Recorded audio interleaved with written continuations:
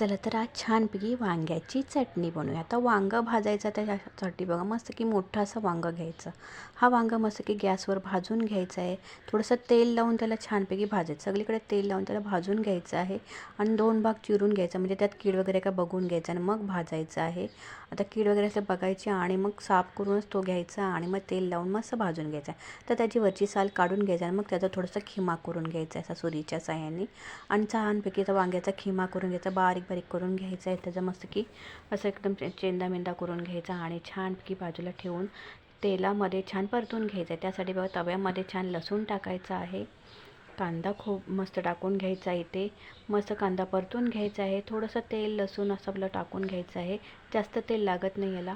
कांदा टाकायचा, छान परतून घ्यायचा आहे. टॅमॅटो टाकून घ्यायचा आहे याच्यामध्ये आणि छान इकडून इकडून परत परतवून घ्यायचं. मग टाकायचे आपले भरपूर सारे जगभरातले मसाले, हळद मीठ हिंग मसाला वगैरे टाकून थोडंसं मीठ आपल्या चवीनुसार टाकून घ्यायचं. तर वांगा छोटा मोठा असेल तसा आपला कमी जास्तचा तिखट मसाला मीठ टाकून घ्यायचं आहे.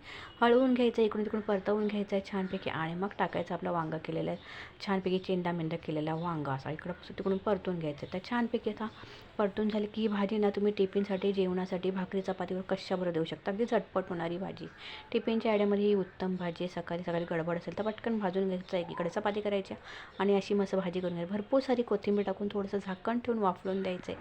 आपली भाजी तयार.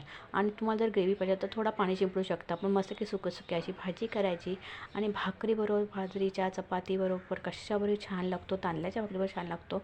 अशी वांग्याची चटणी मस्त करून बघा. साधी सिंपल रेसिपी असतात, आवडत असेल तर लाईक शेअर सबस्क्राईब करायला विसरायचं नाही. तर भरपूर सारी कोथिंबीर मस्त परत टाकून घ्यायचे आणि झालेली आपली वांग्याची चटणी. ही वांग्याची चटणी तुम्हाला कशी वाटली कमेंट करून सांगा आणि तुम्ही करता का अशी चटणी नक्कीच कमेंटमध्ये सांगा.